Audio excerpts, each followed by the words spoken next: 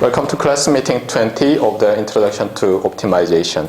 Announcements are the same as before. We have exam number 2 and homework number 4 are coming on Monday. So be well prepared. For the exam, I emphasize that there will be a problem related to Woodbury's matrix identity that is related to the Sherman-Morrison formula, and also there will be a problem related to Rayleigh's inequality. So study these two topics carefully. In addition to that, there will be one problem which I will make up, and rest of the problems are mostly from the textbook.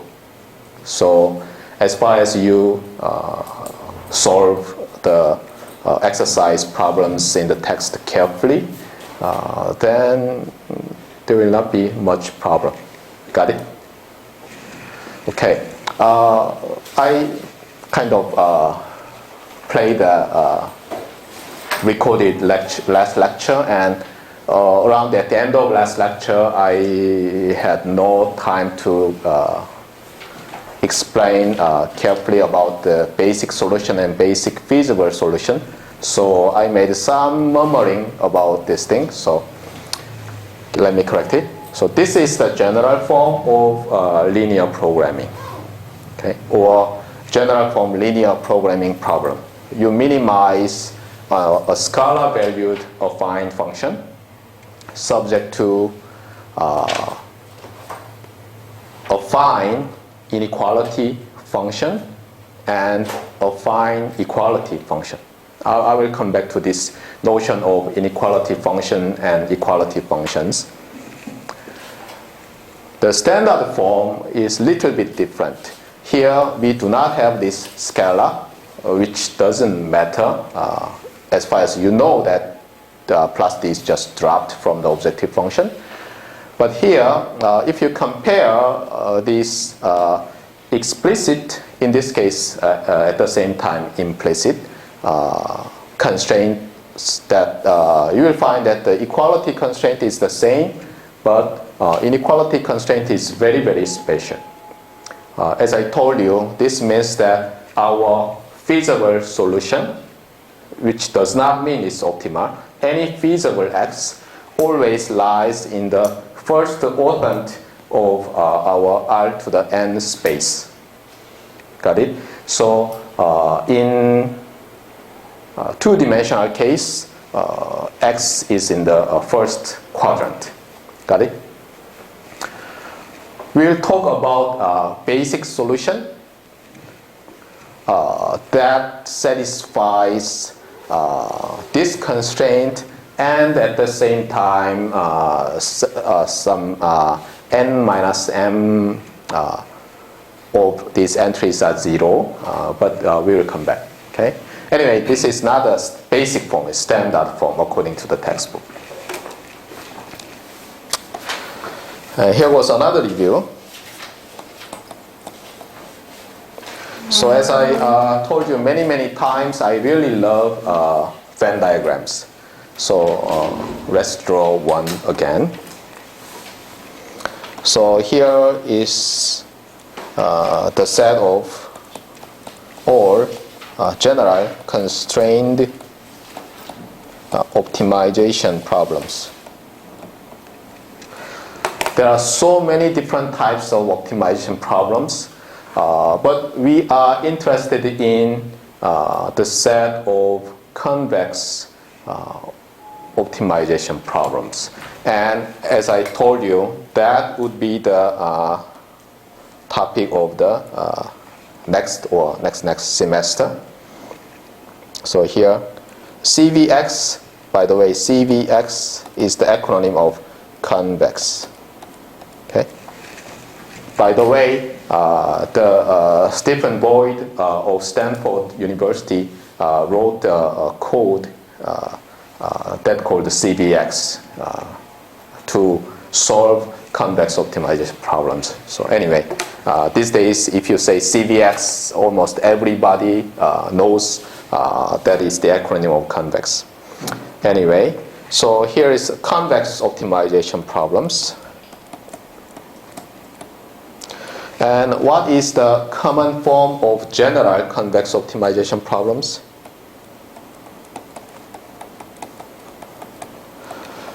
I emphasize that there are two notions of convexity. One is about a set, and the other is about a function defined on a convex set. Got it? So first we need to define a convex set. What is a convex set? A set is convex. A set, let me say omega, is convex if any two point in the set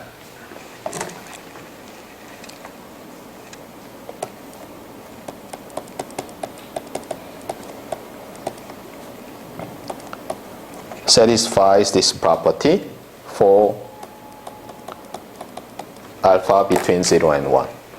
What does this mean, by the way? What does this mean? So whenever you have difficulty in understanding some algebraic expression like this inequality, just try to have your own good example. Probably in the first 1/3 of this course, you've seen an example like this. In R2 space, I've asked you to consider some constraint set that looks like this. Probably you still remember. Right? So inside and boundary of this shape. Now, question. Is this set a convex? No. Why? Because if you choose this origin and 1.1, what happens? The line segment connecting these 2 points. By the way, what does this mean? If you define Z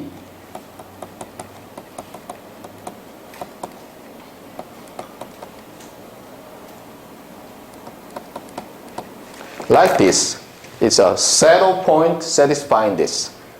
This is a line segment connecting X and Y, right? So line segment must lie in omega. But in this case, your choice of these 2 points does not satisfy this condition. By the way, I've given you this example to think about a counterexample to some possible misunderstanding about first order necessary condition. By the way, that first order necessary condition you'll see in a few weeks actually is necessary and sufficient condition. Is it necessary and sufficient? Yeah, I guess so. Necessary and sufficient condition for a feasible solution to be an optimal solution when we have convex optimization problem. Got it? So this example is very, very important. Now, so this is a counterexample, or this is an example of a non-convex set. Then what does this mean? Convexity means that you always have, if you choose 2 points and you sit in at one site, the other point is visible. Okay? So there is a line of sight available to you. Got it? So here, suppose I'm here and you are here. I cannot see you, right? Due to this wall, right? Got it? But convexity means that you have always line of sight to any other point from any place. That is convexity. And another one is the definition of a convex function. Whenever we talk about a convex function, we assume that the domain or the set of our interest is a convex set. Okay? Now, convexity means that a function f is convex if what happens?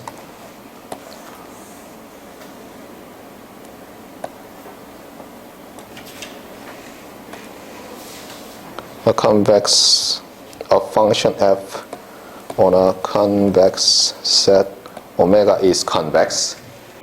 Be careful. This is about convex set, and this is about convex function. Okay. When what happens?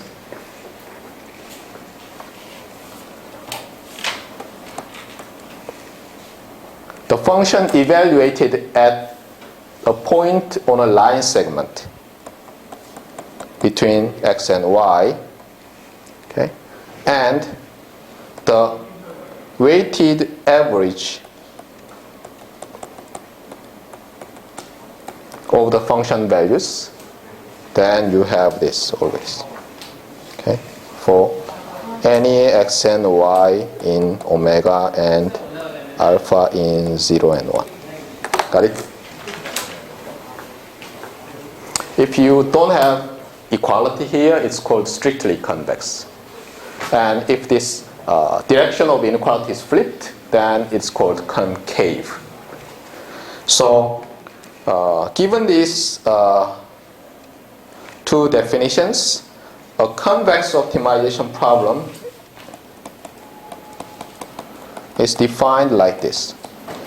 You minimize a convex set subject to the constraint set is also convex.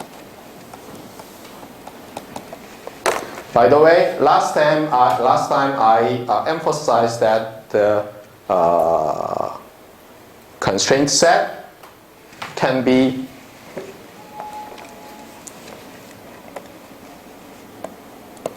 understood as the implicit constraint set and intersection between the implicit constraint set and explicit constraints.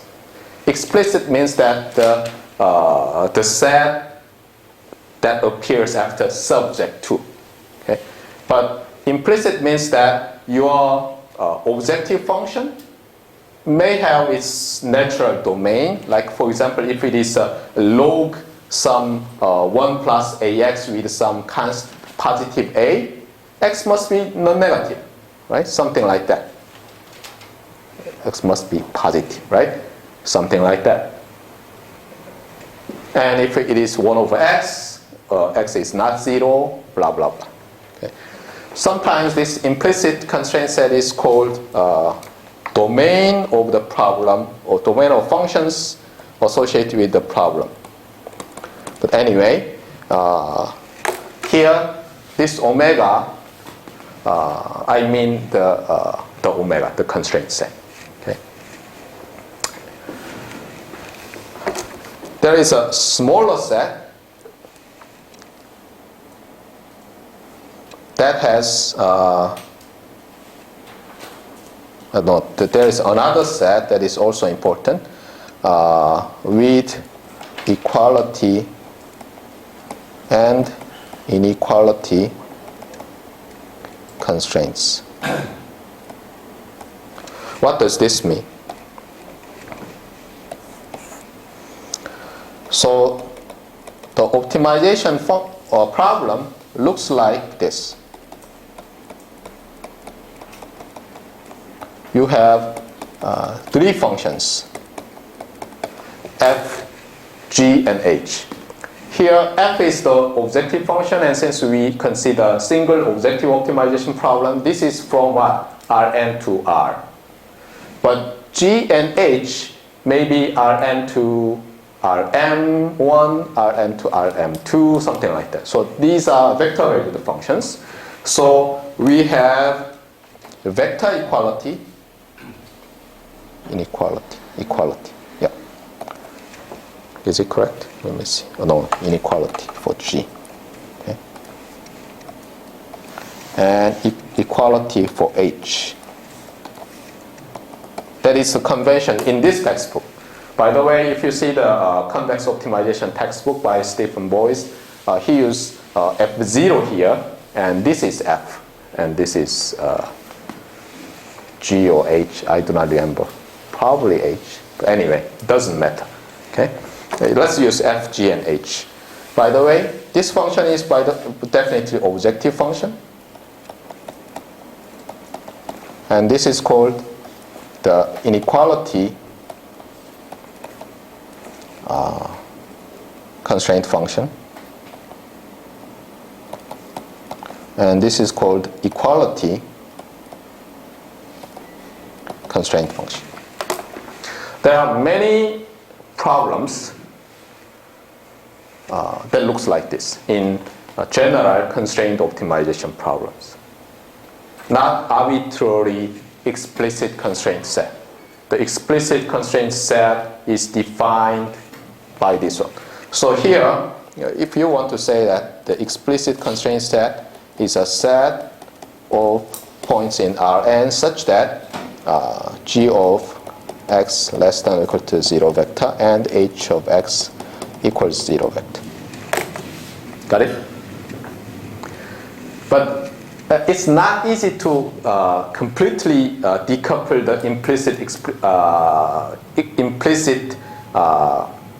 constraint and explicit constraint, because when you talk about this, anyway, such x must be in the domain of G and H. So, but anyway, it's okay. Got it? Now, there is a kind of standard form, convex optimization problem, and it is related to this one. But as I emphasized, this part is changed. So standard form convex optimization problem looks like this. Minimize your convex objective function. This is convex. Subject to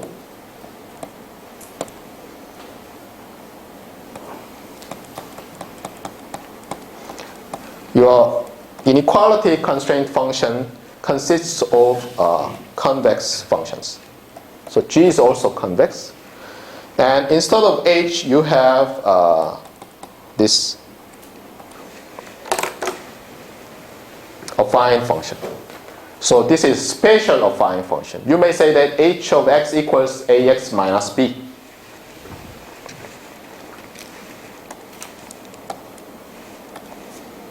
Of course, other form of convex optimization problems are possible.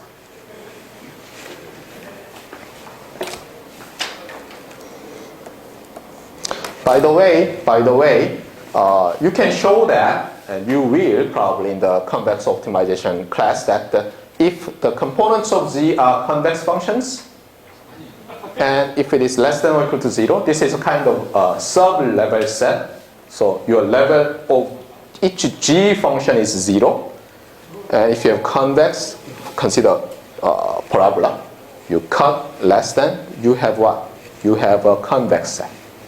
Okay. So anyway, this is convex. And you already know that as far as B is in the column space of A, then this is also convex. So intersection of convex set is convex. You can easily show that. So this is convex. Got it?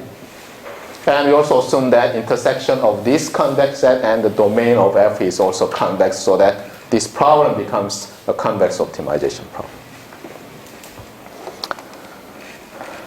So let me go back. So here we have a kind of standard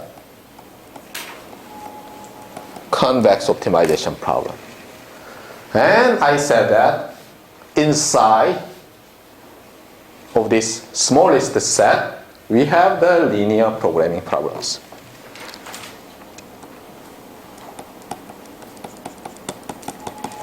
Got it?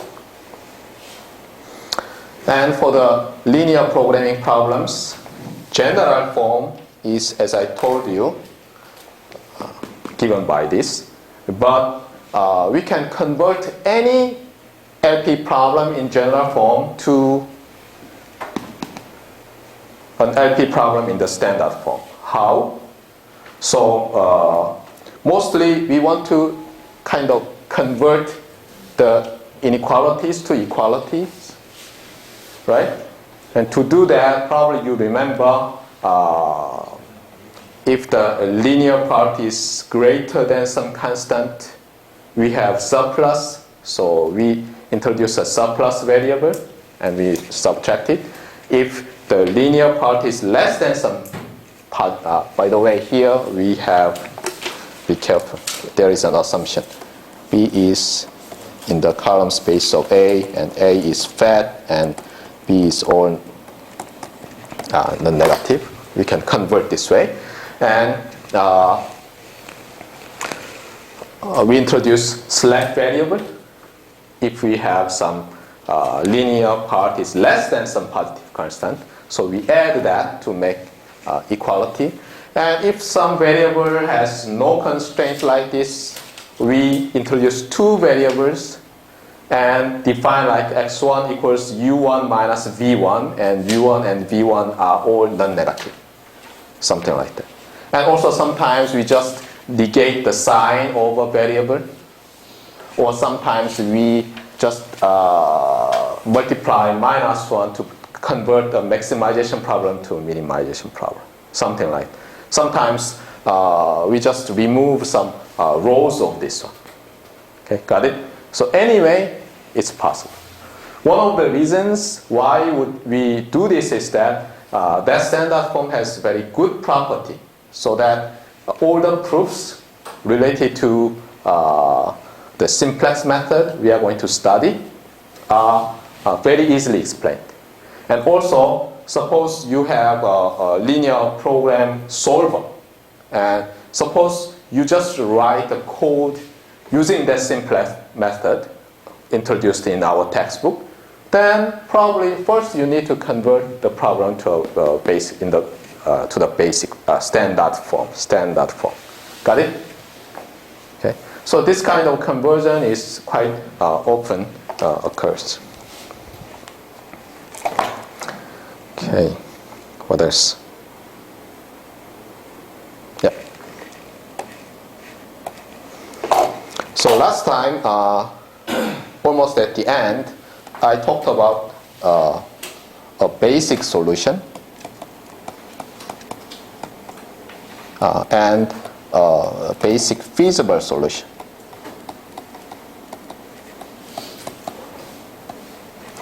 I don't know why, but many Koreans, including me, some days read this as Z, but actually S sound is kind of standard, so it's not basic, okay? It's basic solution, and this is basic feasible solution, and the acronym is used in our textbook, BFS, basic feasible solution. So let's define these two first. So given a standard form LP problem, so we want to minimize C transpose X subject to AX equals B and X non-negative. Okay. A basic solution means that that satisfies this equality constraint, and at the same time it satisfies some property. So basic solution is related to the equality constraint. Basic feasible means what then? Both of them. Got it?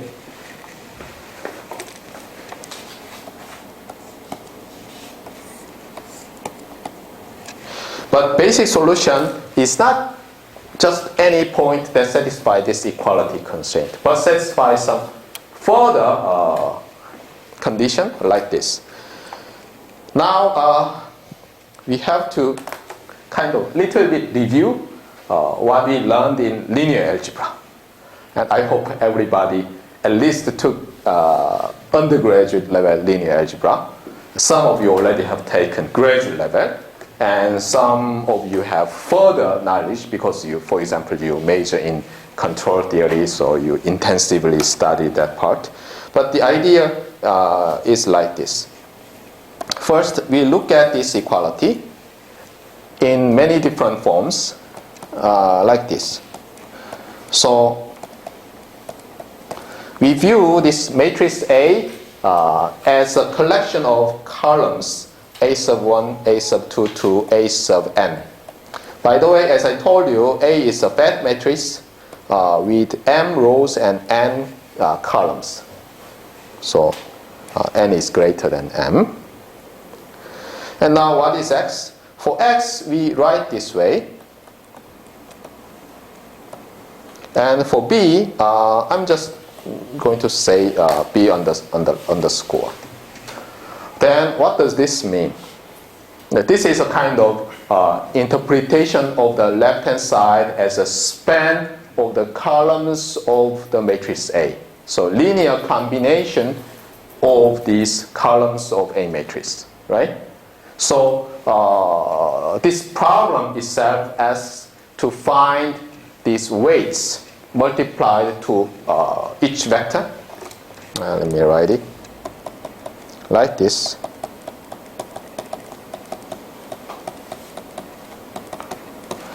So you scale A1 by x1, this is scalar and this is a vector, and plus you scale A2 vector by x2, and you add and you add up and want to make this vector equal to b vector. Sometimes such x vector does not exist. Sometimes it exists and unique. Sometimes it exists and not unique. And under our assumption of this A is fat, and as far as I remember, we have one more, okay? And the rank of A is M, okay? M is a full rank matrix. So in that case, what does that mean? If you can find or you can generate m linearly independent vectors by linearly transforming these n vectors. Got it? That means rank is m. Okay?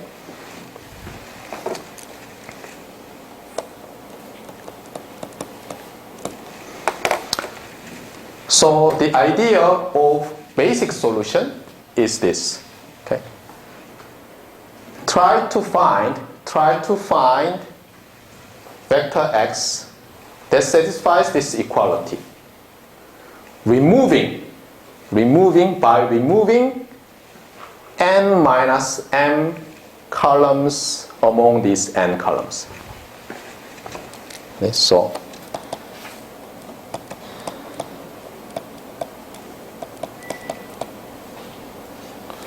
what does this mean? You are going to find such x that satisfies equality with some n minus m locations of this vector equals 0. Or you choose, and actually these two are a little bit different, you choose just m columns and try to find x. Okay, which means that, for example, you choose A1 through AM. Then you only use A1 through AM and want to make the weighted sum equals B. Got it? So how many basic solutions then you have? N choose M. Right? So this is kind of Korean way, not standard. Surprise me. This is more global way. Okay, be careful. I found that the Japanese students can understand this notation, but Americans not. Okay? It seems that this is not a global standard. Be careful. Anyway, N choose M. And what is the definition of this? I what was that? It was n factorial divided by m factorial minus n minus m factorial. Something like that. So, by the way, we Koreans call n combination m or n choose m. You all know, right? So, there are n choose m basic solutions. You just be careful, at most, right? Because some combinations may not make this equality. So at most, there are at most basic solutions. Got it?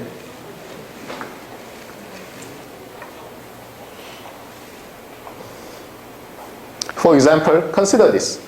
Suppose A1 through AM are all the standard basis, E1, E2, EM, and rest of them are the same. Then if you choose all of the rest of them and sum of these things, it may be impossible to generate B vector, because these are all linearly dependent, actually identical in that worst case. So we have at most n choose m basic solutions. Now, the condition is like this.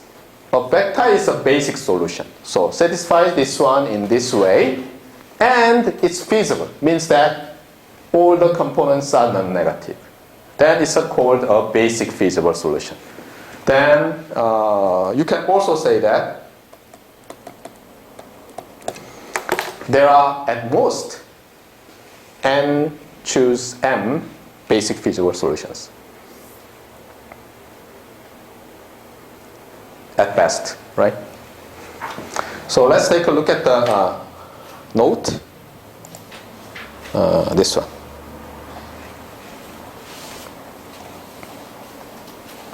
Here is an example. Okay, here it is.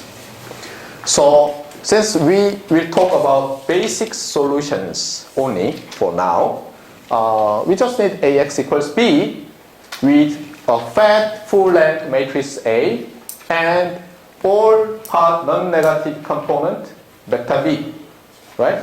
Vector B. So correct, right? Now we choose A1 and A2. Forget about this B. Okay, we choose A1 and A2. We choose these two, which means that X3 and X4 is set to 0, as you see here, right? Now, if the corresponding basic solution exists, it's a basic solution. And 6,2 satisfies that. Good. So, if you choose these two vectors, basic solution exists. Now, you choose two columns, second and third column. And by inspection, they are linearly independent, so they must exist. Now, X1 and X4 here actually, right? X1 and X4, that to be right multiplied, has what? X1 equals 0, X4 equals 0. And in this case, this X2 is 2, X3 is minus 6. It's not that difficult. You can just invert the sub-matrix and matrix of this one and pre-multiply to B, then you have that. Now here was an interesting thing. So you choose third and fourth column, linearly independent. Now since your choice is this one, X1 and X2 must be 0, but in this case, X3 is also 0. It's just a coincidence. Now you can repeat how many? 4 choose 2. So how many? 6. 6 and most 6 basic solutions. 1, 2, 3, 4, 5. Now, what is? Yeah, this is not. Let me see. 1, 2, 1, 3. Yeah. Suppose you choose 1 and 3. What will happen? They are linearly dependent. so no basic solution will exist because this is not proportional to the first column. If this is proportional to the column, then it will work, but anyway. So, got it? Yeah. Actually, let me see. What if you choose 1, 3? What if you choose 1, 3 and this is 1, 1? What happens? It seems infinite number of basic solutions. Okay. Now let's do not think about that for now. Yeah, what does that mean, by the way? Choosing 1 and 3 makes the matrix singular. Yeah, I know that, but what does that mean? Not just singular. What is important is that still B is spanned in the span of a third column. What if? Okay. In that case, it seems that there are uncountably infinite number of basic solutions. But anyway, so precisely speaking, this may not be true. Right. Okay, this may not be true. Okay. So I'd better change this.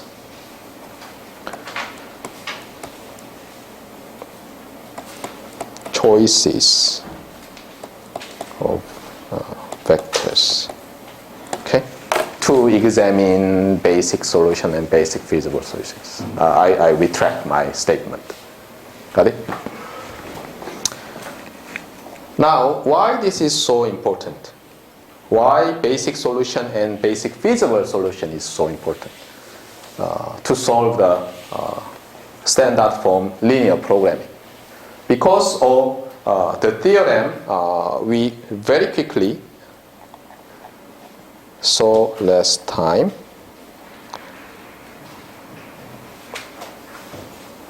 where it is? Okay, here goes. So this theorem is very important. So we have a standard form LP problem. And what does this first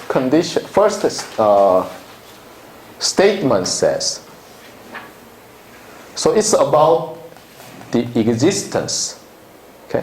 By the way, given a linear programming problem, solution always exists.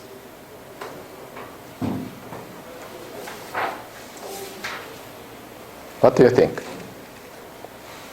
You can easily find some counterexample.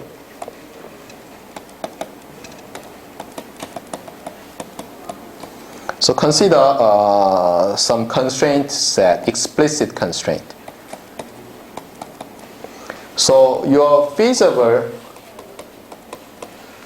solution must lie in the first quadrant, but suppose your equality constraint, right? Equality constraint looks like this. x1 plus x2 equals, let me see, minus.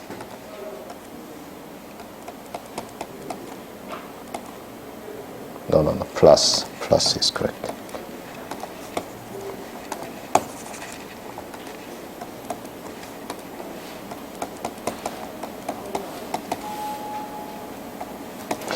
It should be minus. Okay, let me use minus. Okay. What does this mean? So this is a straight line that connects minus 5.0 and 5.0. So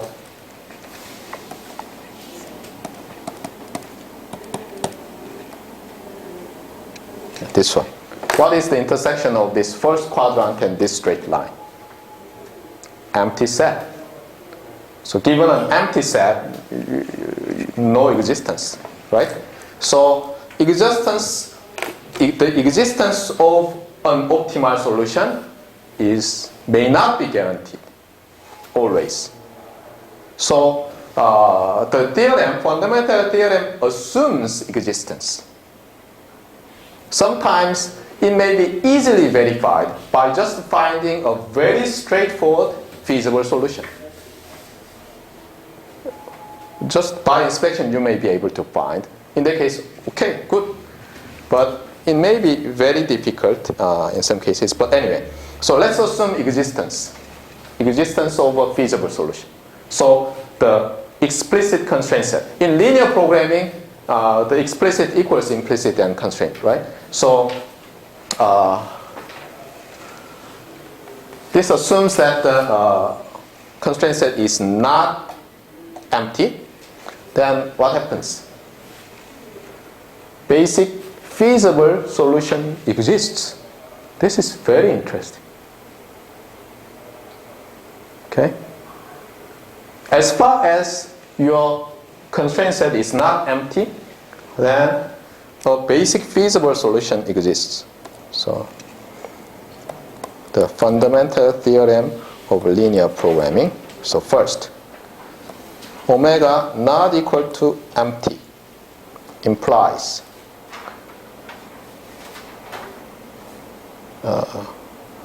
there exists a basic feasible solution in what? In omega. Very, very interesting.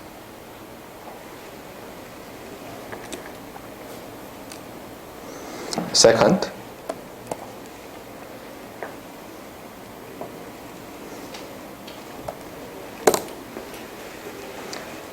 now if there exists an optimal feasible solution, what does this mean? Optimal feasible solution.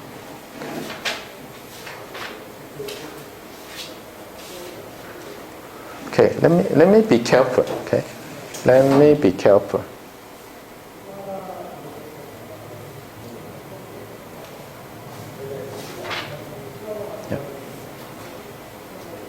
Yeah, I should be careful because existence of a feasible solution is different from existence of an optimal solution. Okay, because here we only talk about the constraint set. Okay, so I should be careful. Okay, so let me retract. Okay, so here this statement is true. So constraint set is not empty. Okay, then there exists BFS in the constraint set, but still we may not have an optimal solution. Let me give you a very strange example.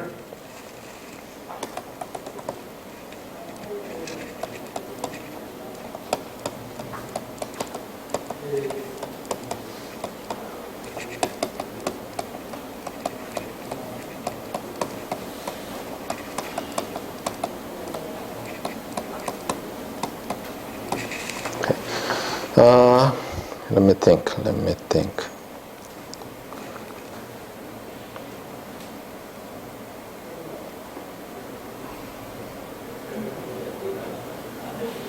Yeah, I guess this will work. Okay, so again, we have the first quadrant for that X, the inequality constraint. And our equality constraint may look like this. The A equals just simply 0, 1, 5, equal, just a second, equal.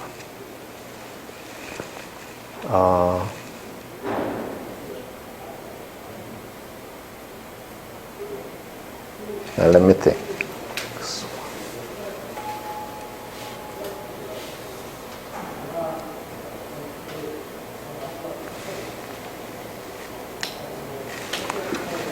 I hope this works. Okay. What does this mean? X2 equals 2, right? So you multiply vector X to A and set to B, right? So you have 0 times X1, 1 times X2 equals 1. So this must be 1. Okay. Now what does this mean?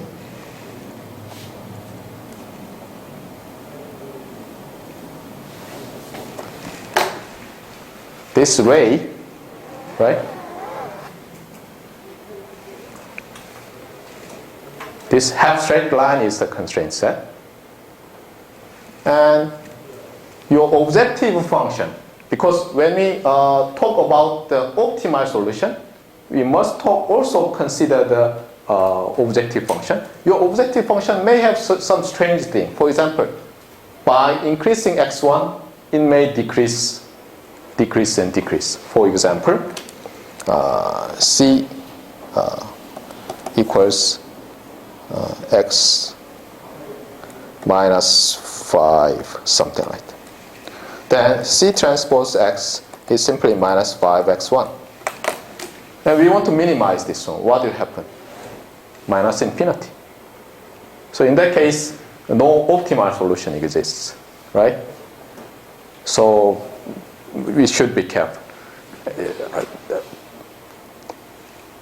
Such case happens in linear programming, so must be careful. It's like, as I once told you, as far as the feasible constraint set is bounded, okay? Bounded, then no problem. But in this case, it's not bounded. Okay, be careful. Anyway, in the second statement, we assume the existence of optimal feasible solution. So here,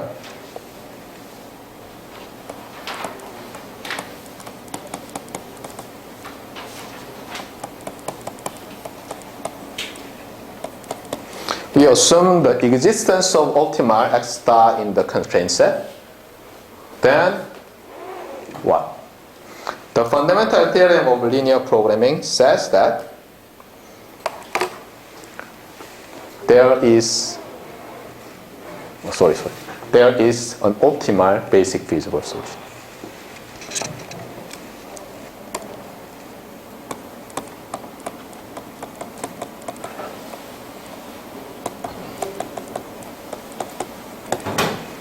So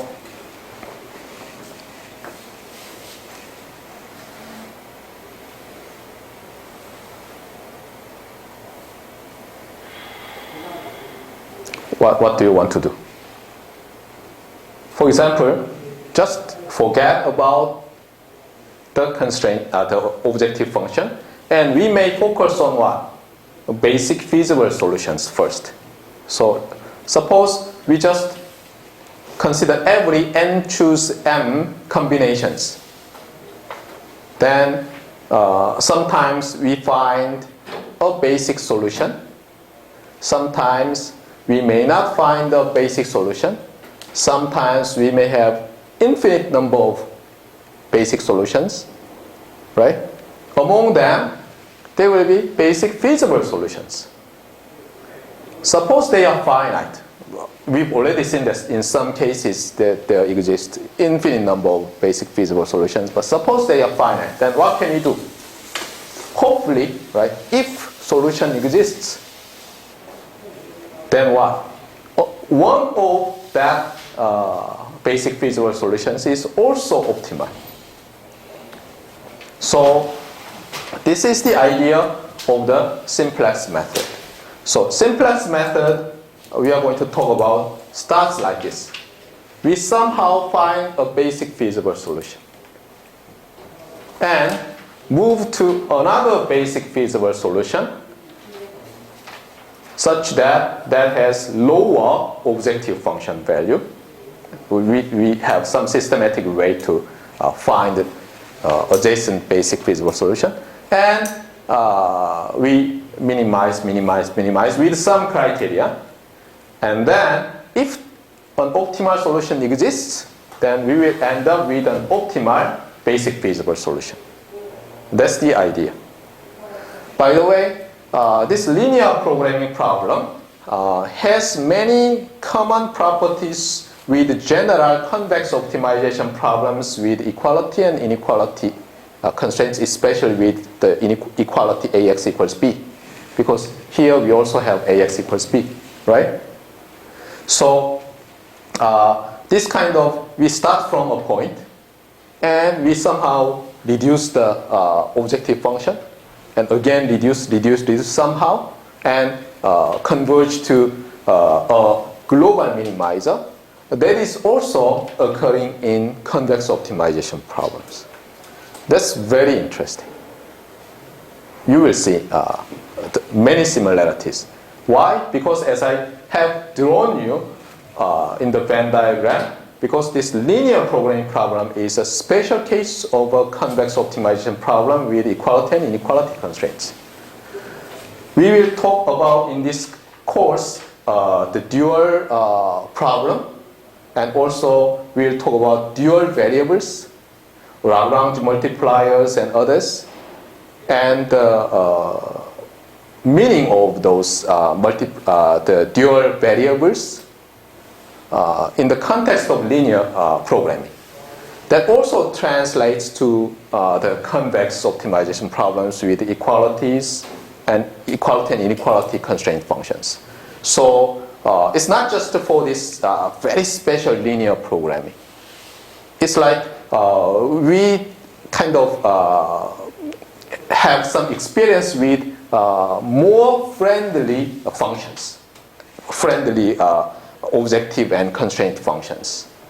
And then we are going to move to very unfriendly objective and constraint functions, like a function from some space consisting of matrices to some eigenvalue, something like that. Okay. So anyway, so this course, I hope, may give you some tastes of the general convex optimization problems you really want to study.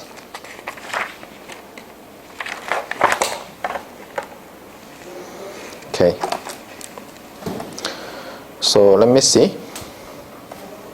So there are some consequences. We need to read one line by one line because these are very important.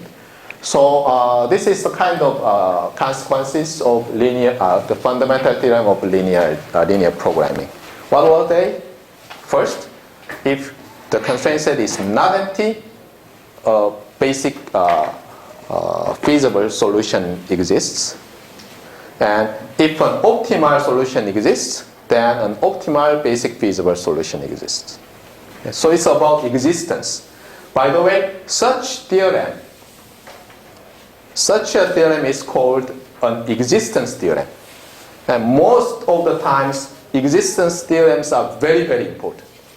When you are a high school student, you learned around 2 or 3 just existence theorems in calculus part. What were they? For continuous functions, you had intermediate value theorem. And for continuously differential function, you had the extension of that called mean value theorem. And you could extend them again and again. So, for example, when you study advanced calculus, you had a topic named Taylor series, and we've already reviewed. The Taylor series has what? Some function approximated by a polynomial plus some error term. By the way, that error term, when you derive that, you again use mean value theorem or its variant. So it's like between these two points, there exists some other function such that first derivative equals the slope, average slope between the 2 points, something like that. Got it? And this fundamental theorem is also related to existence theorem. Sometimes an existence theorem is like if something exists, then another exists. And what is difficult is that to prove that something exists. But anyway, so let's see. So here, again, due to the assumption of this theorem, we assume a solution exists. This means that a feasible solution exists, which means that the constraint is not empty.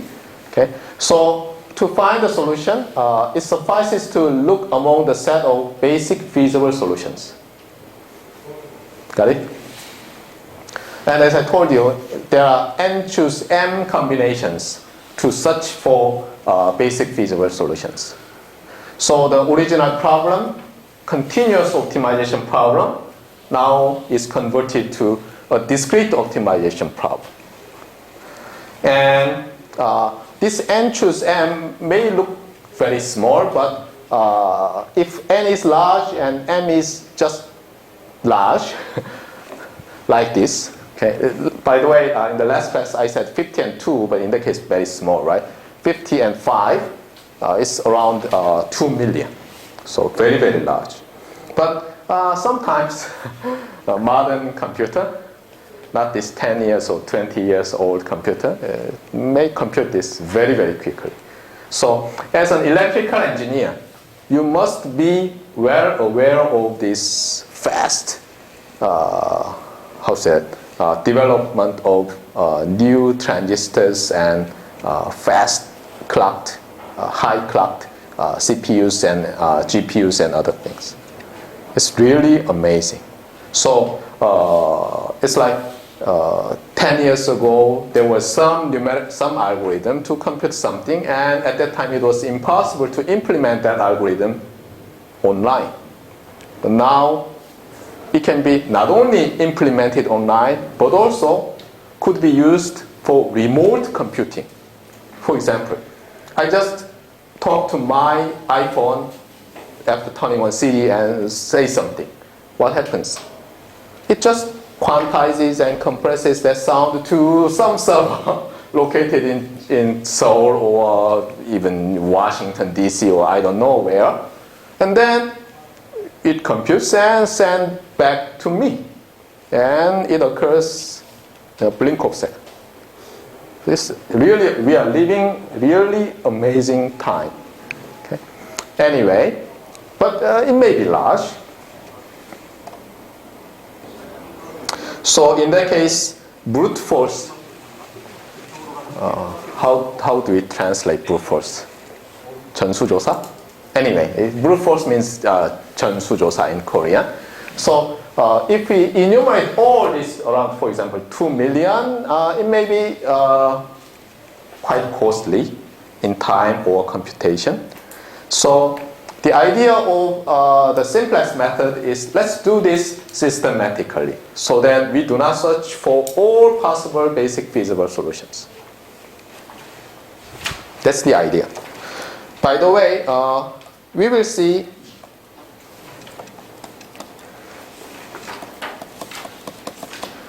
the elementary row operations.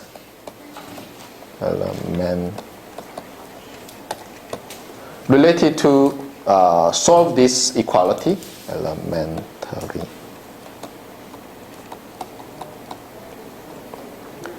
You learned in linear algebra. To understand simplex algorithm, you have to kind of remind this. And the principle is simple. You write down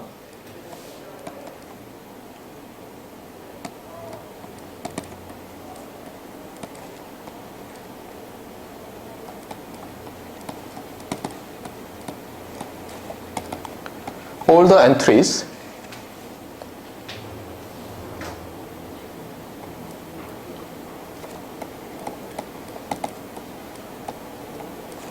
and you augment the matrix with the entries of B.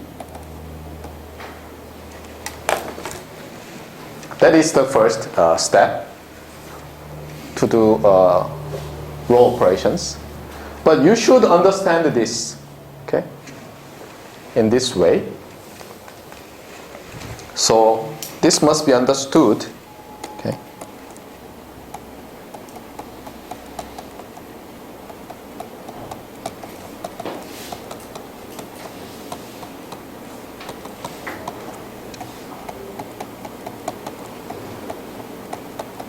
So whenever you have confusion, just write them out, okay? Then it will help you a lot.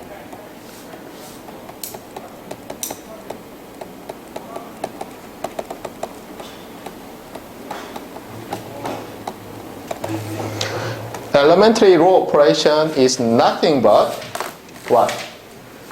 You choose two rows, which means that you choose two equalities among these m equalities. And what do? You multiply constants.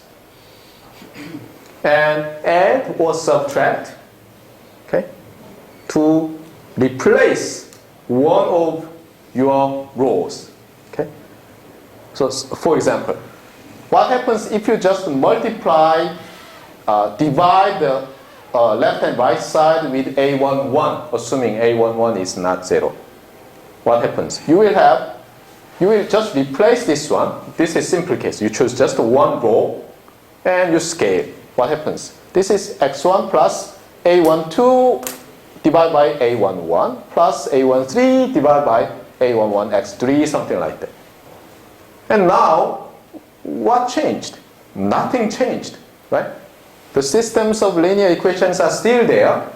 So this AX equals B is same if it is rewritten in this form, just as a single matrix.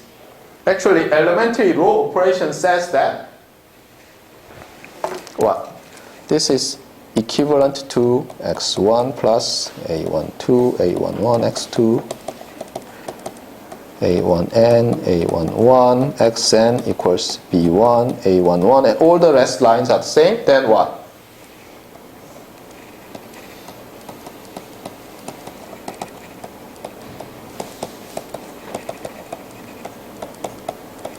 And all the others are the same. Right? Now you completely remembered what you learned probably when you were a freshman 4 years ago. Right? Got it? So this is a kind of notation. Got it? This is a notation. What really happens is this type of manipulation. If you scale a single equation, then corresponding row is scaled. Got it? So this should be understood. Now let's take a look at some examples. Okay. Where it is? It seems there is no. Okay. Okay. Got it. Where do we have? We don't have any? Okay, got it. Then let's see. Just this one. Okay. Okay, here we have. So we have the same note. Okay. So we have AX equals B. This is a system of equations, right? Now, you just denote these systems of equations by a single matrix. Right? Be careful. This is notation, okay? If you have forgotten it, please remember that this is a notation for us to use. Now, what you do is the row operations applied to this one, and we understand what happens in this notation. For example, this is well-known Gauss elimination result. So what do? For example, first you make the 1, entry 1, the unity, by dividing the first row by A11. Then what do? You still remember? What do?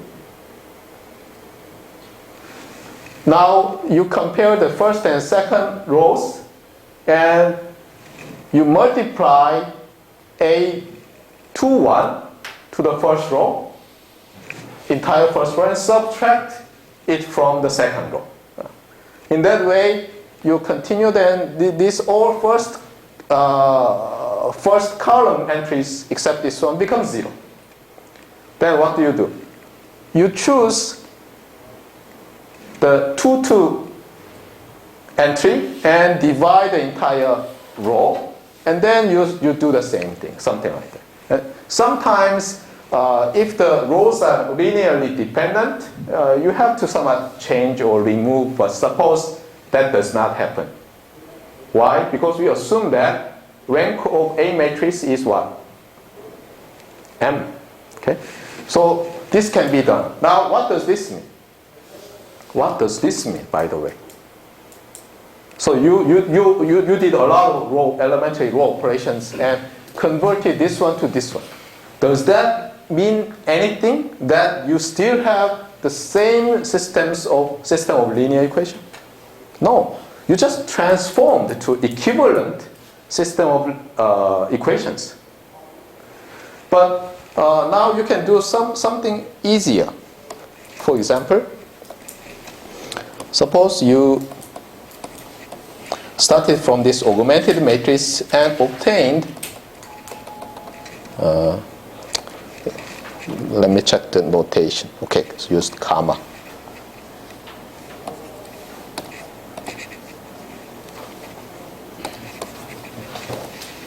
Some y and some y's, yeah, something like this. Okay. Here, this is m by m identity, and this is m by n minus m, and this is, of course, m by 1. Am I right? Let me check. Yeah, should be m. Okay, got it. So after elementary row operations, you've got this. What does that mean? Still, you must understand this notation as what?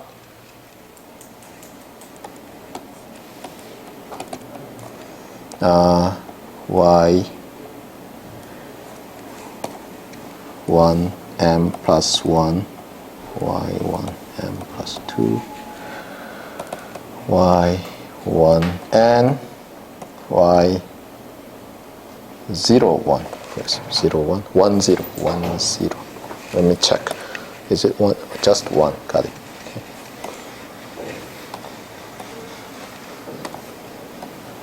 So the first row of I corresponds to this one, and first row of Y corresponds to that one, and first entry of Y is this one.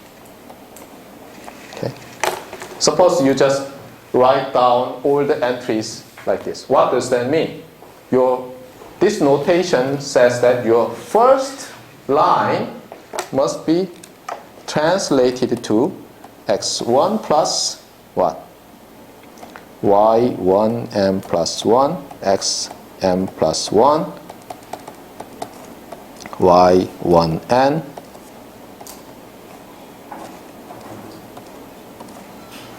xn equals y1, right? Because these are all zeros, so you don't have x2, x3, x4 up to xm. You don't have. Am I right? Got it? Yeah. So be careful. Okay. You still remember what is elementary row operation, but you somehow forgot what does that mean. Okay? That means this. You do the same thing. So second line has x2 and a lot of entries, n minus m entries, terms, and equals y2.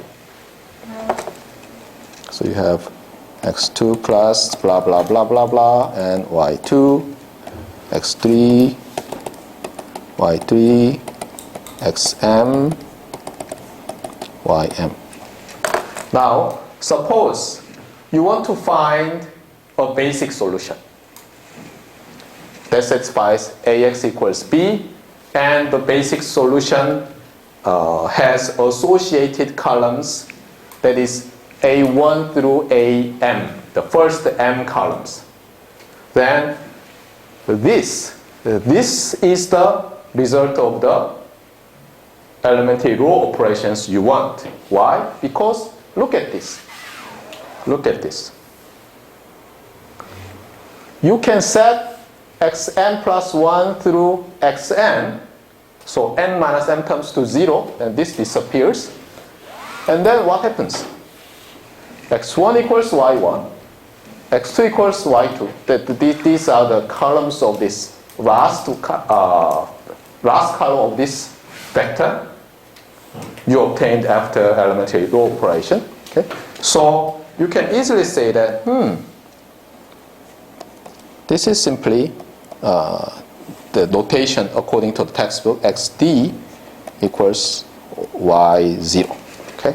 By the way, this is y0. I remember. Yeah, y0. Okay. So what does this mean? X equals xd and xb. The reason why the first m entries are denoted by xd will obvious after you see some others. But anyway, the first m components are denoted by xd, and that appears here. Okay? And this is simply what? y0, 0. Okay? So this way, you can find the basic solution corresponding to the first two mth columns of the matrix A. Now, the textbook has many confusing way, for example, called pivoting, but to find other basic solution. But anyway, try to answer this question. What if I ask you to find the basic solution that corresponds to the columns A2 to AM plus 1? What are you going to do? And you may say that, well, in that case, probably leaving the first column, I may want to make the next columns as identity matrix, something like that. You are right, actually. However, you may understand this way.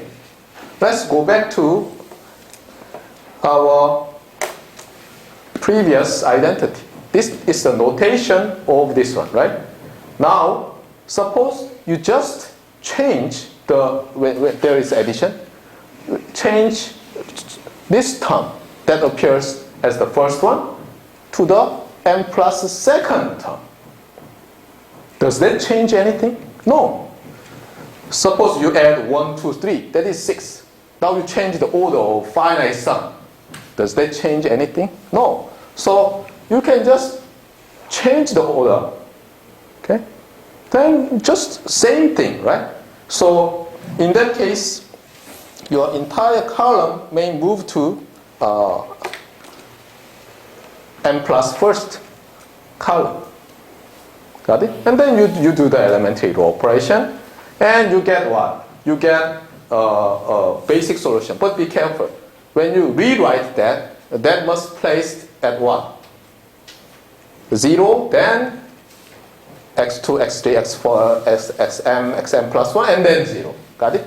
So that's the only thing you should be careful. Got it? So we have around 4 minutes, but still let's review this more because you forgot. Okay? So given the system of linear equation, this is the notation for us to apply our elementary row operations. Okay? So this is given that this is one of the basic solution.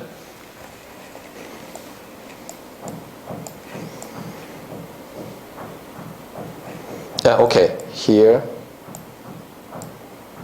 Okay, let me see. Is it XB or XD? Just a second. Let me check. The notations are so confusing. Okay, it seems XB first. Okay, got it. Then I will say this part as XB. Okay. It seems. Why I remember incorrectly. Let me check again. Okay. Is it XB or XD?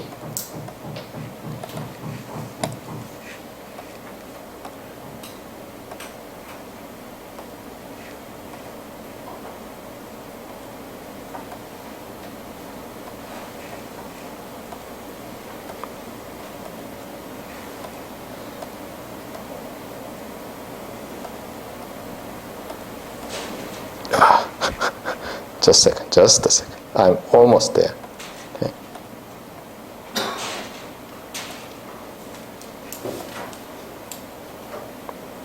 Okay, XB is correct. Okay, got it.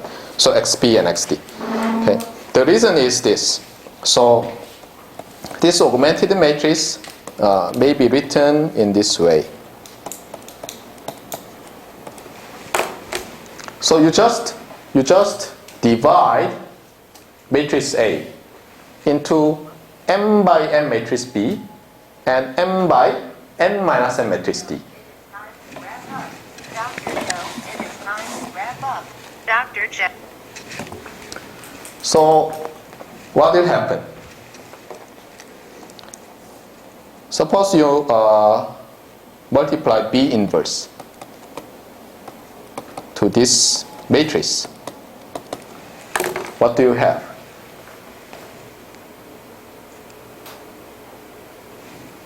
You just expand, right? Because this is m by m. This is m by m, m by n minus n, m by 1. So what you have is simply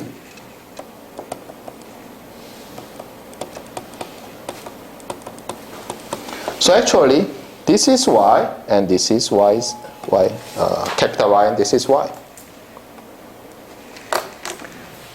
So as far as your first m columns are linearly independent, actually what you have done by doing this elementary row operation related to Gauss elimination is that you have found implicitly the inverse matrix and multiplied it to this augmented matrix.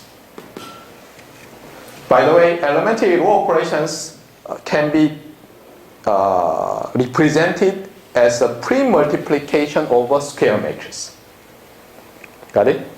Any elementary row operation to the system of linear equations is equivalent to multiplying a square matrix to your augmented matrix. Got it? So this is the result. So here you have simply B inverse B and 0.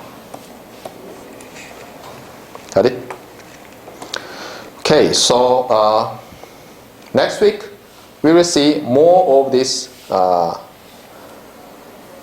simplex method related result.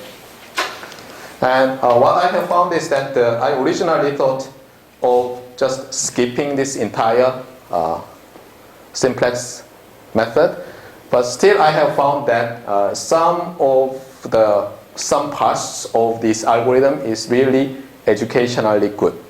So I'm going to talk about them so that you are more better prepared to study, take convex optimization course or self-study convex optimizations. Okay, that's all for the day.